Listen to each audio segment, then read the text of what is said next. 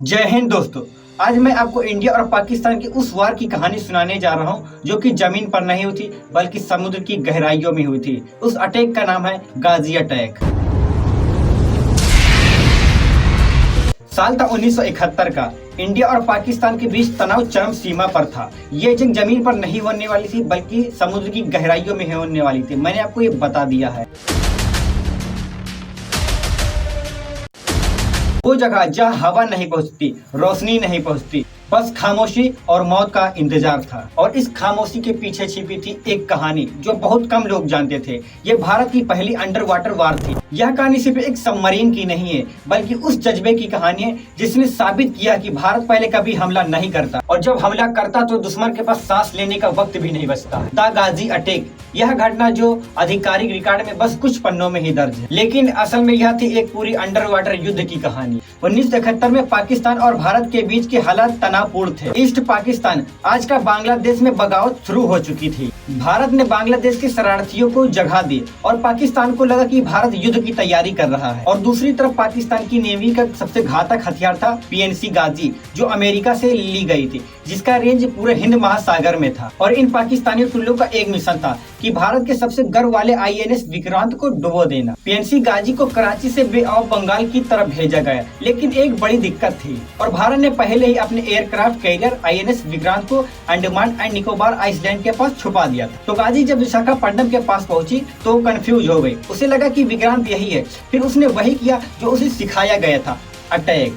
लेकिन किस पर?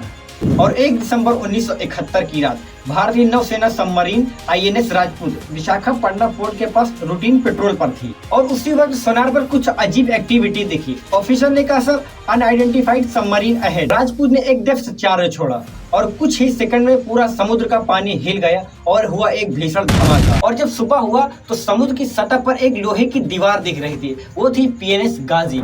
और आज तक कोई नहीं जानता कि गाजी को किसने डुबोया। कुछ लोग कहते हैं कि इसे आईएनएस राजपूत ने डुबोया, तो कुछ कहते हैं गाजी अपने ही माइंस में एक्सप्लोड हो गई। लेकिन सच जो था वो ये है कि भारत ने अपने सबसे बड़े खतरे को समुद्र की गहराइयों में दफन कर दिया, वो भी बिना किसी शोर के, बिना किसी आधिकारिक घोषणा के।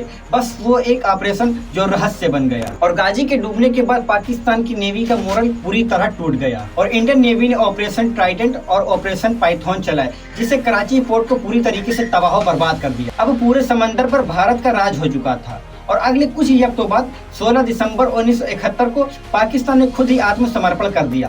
आज भी विशाखापट्टनम के तट पर गाजी की टूटी हुई स्केलेटन पड़ी है। वो सिर्फ एक मलबा नहीं, वो भारत की ताकत और चुप्पी की निशानी है। हमारे सैनिक कभी शोर नहीं मचाते क्योंकि वो जानते हैं कि शेर जब दहाड़ता है तो पूरा जंगल शांत हो जाता है। और कहा जाता है कि जो जंग में शोर नहीं मचाते वो इतिहास में सबसे ऊंची गूंज छोड़ कर जाते हैं। और द गाजी अटैक भी एक ऐसी जंग थी जहां पर किसी ने जय हिंद के नारे नहीं लगाए। समुद्र की लहरों ने खुद सलाम किया भारत के उन हीरो को जिन्होंने अंधेरे में भी रोशनी जलाई। आईएनएस राजपूत के उन जवानों के नाम जो बिना किसी हेडलाइन के, बिना किसी शोहरत के देश को एक बहुत ही बड़ी तबाही से बचाया। कभी कभी जीत सिर्फ मैदान पर नहीं होती बल्कि ड्यूटी निभाने में होती, भले इतिहास में नाम दर्ज न हो। और यही एक फर्क है हीरो और एक सच्चे सिपाही में। और आज जब हम समुद्र की लहरों को देखते हैं तो हमें याद रखना चाहिए, इन लहरों की गहराई में कहीं न कहीं वो खामोश गवाही आज भी मौजूद है, द गाजी अटैक। क्योंकि जो लोग देश के लिए मरते हैं वो कभी मरते नहीं बल्कि उस मिट्टी में मिलकर उसका गर्व बन जाते हैं। और वो जंग जो बिना ऐलान के लड़ी गई थी, वो जीत जो बिना तालियों के मिली थी,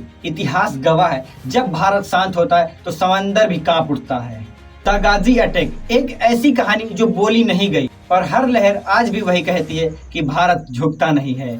जय हिंद, जय भारत। आई होप दोस्तों आपको ये वीडियो पसंद आई होगी। इंडिया पाकिस्तान वार जो 1971 में हुआ था पूरी तरीके से एक्सप्लेन कर दिया है। अगर पसंद है तो लाइक जरूर करना और सब्सक्राइब कर देना ताकि ऐसे इन्फॉर्मेशन वाली वीडियो आपको मिलती रहे, क्योंकि हम हर दिन एक नई वीडियो लेकर आते हैं सिर्फ आपके लिए।